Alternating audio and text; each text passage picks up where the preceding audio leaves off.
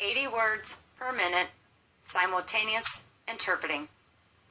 I love dogs.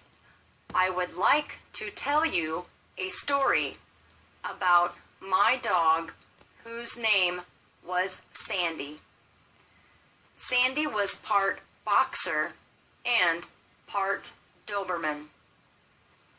We named her Sandy because her hair was a light tan color, the same color as the sand you see at the beach. I purchased Sandy when she was only 8 weeks old.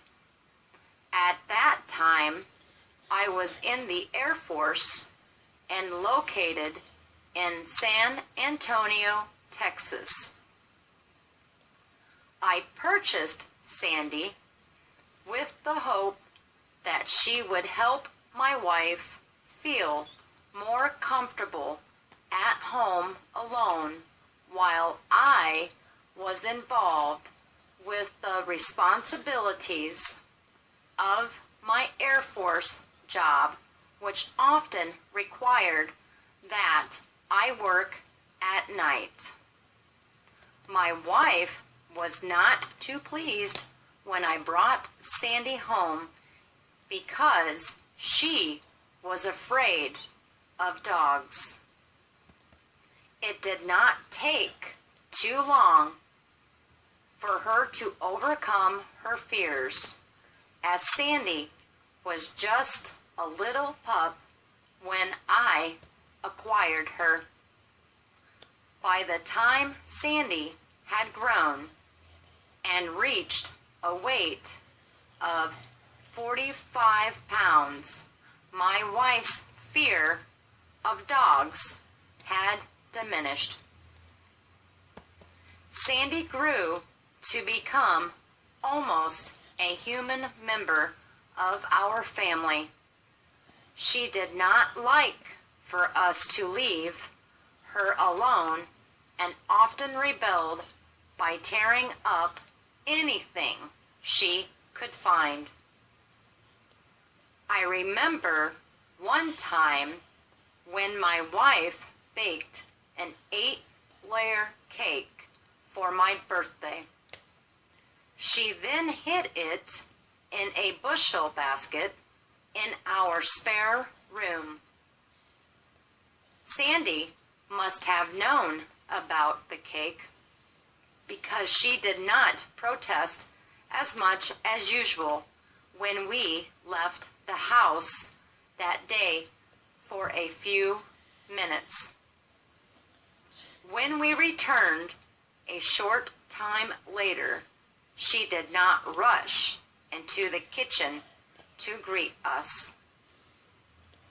When I called her, she came into the kitchen with a very guilty look on her face.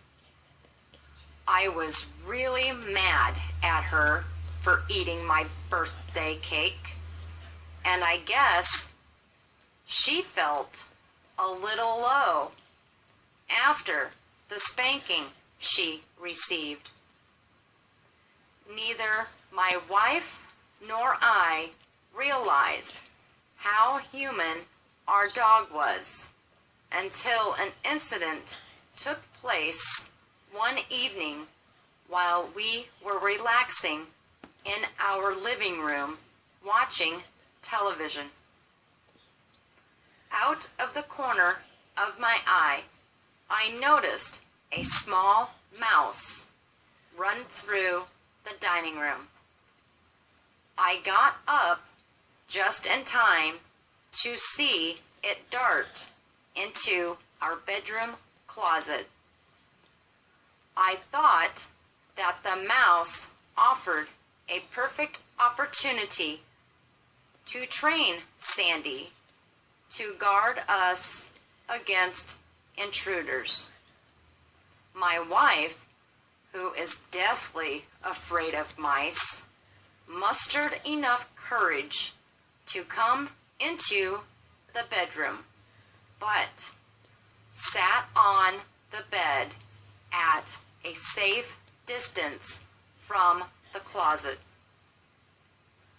After I closed the bedroom door, I led Sandy to the closet and opened the door. To my surprise, there was no mouse in sight.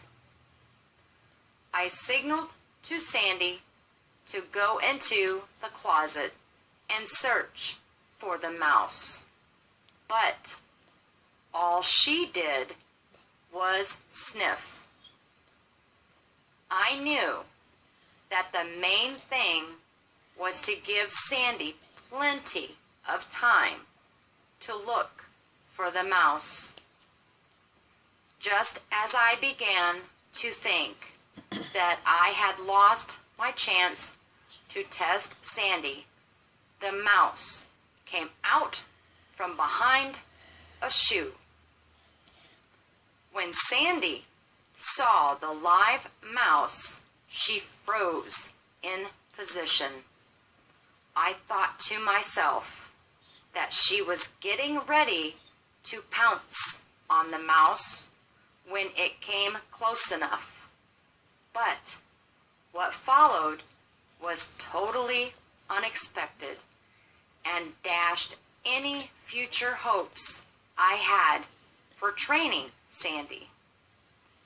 Instead of trying to catch the mouse, Sandy made a running dash, leaped into the air, and came to rest on the bed next to my wife.